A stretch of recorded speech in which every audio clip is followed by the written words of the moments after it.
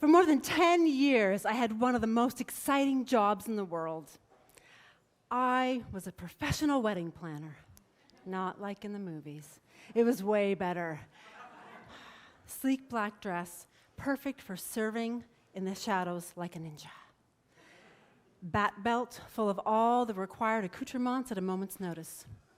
Double-sided tape, breast strips, tissue, and mini scissors. Always the mini scissors. Of course, I also had my binder full of all the important wedding timelines and checklists and things to make sure that nothing went wrong on the day. I was responsible for creating masterfully orchestrated, perfectly timed, spontaneously romantic moments. I loved being the maestra of all the details. Places, everyone, spontaneous magic is about to happen here. I was really, really good at the details. So good, in fact, at logistics that other planners began to call me the Queen of Systems. And they actually began to buy my wedding planning systems throughout Canada, the US, and Mexico. Life was good, business was booming, and before you know it, I decided that it was things were going really, really well. Until people started stealing my work. Little things at first, it was culling my content and magically working it into their own messages. One other planner began calling herself the Queen of Systems.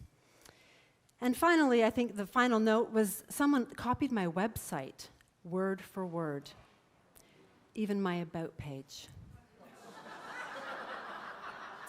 To be fair, she did change the names and photos to protect the not-so-innocent. But I had a choice to make. This wasn't fun anymore. I either had to go all in, or I just had to let it go. And being the ninja that I am, I was all in. I decided I was going to build the world's best online wedding planning system.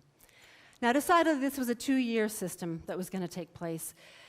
And it took almost a year to find the right person for the job. But like magic, he showed up at the right price, at the right time, and began the work. The work was rolling in, and the money was rolling out, and the timelines and checklists and all the connecting dots. It was just amazing. It was a logistical dream come true. And as we neared launch date, I began pressing for those files. And that's when I learned there was nothing there. No back end, no code, no wedding planning system. For all the work I had seen, all the click and drags, there was just nothing. It was just a shell. How could this be? I saw the work. I tested it myself. Oh my God, I'm always so trusting. How could you be so stupid? And on, the self-loathing went, saying things to myself I would never say to another person. 2 years, lost revenue. All my investment, gone. All I was left with was some beautiful and expensive branding for a product that didn't exist, and a bouquet of self-loathing and shame.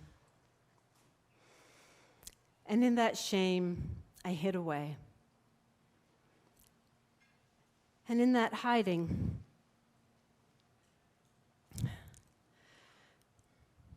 how could I be so stupid?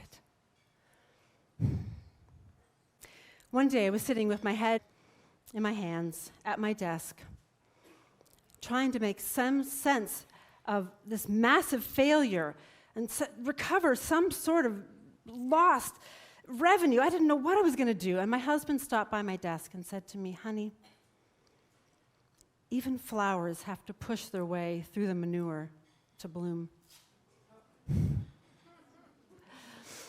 Later that same day, I saw a friend at the schoolyard, and she hugged me, and she handed me an envelope. And I opened it up, and inside there was a beautiful necklace with a lotus flower on it. And the card said, "Be like the lotus. Push your way through the mud. Rise above with clarity of heart and mind." And as I sat in that mud and the filth that was the circumstance I'd gotten myself into, I did gain clarity of heart and mind. I think that's where you find it. It's always at the lowest point. And I learned that what seemed like a massive failure was actually a much-needed pruning in order to clear away all the brambles so that those tiny little buds could push their way through toward the light. And in fact, my new work helps me now help other people in the art of human connection push their way through the light into clarity of heart and mind. I'd like to leave you with a deeply profound statement from the Lego Movie. The prophecy is made up, but it's also true.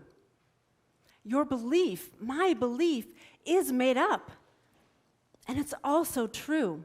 You see, I believe that the universe conspires for me. It always does. And your belief is just a perception. It's just a choice. You get to choose whatever it is that you want to believe. And your belief has the power to seek evidence, positive or negative, to prove you right every time. Your belief has the power to change everything. Change your belief, and you can change your life.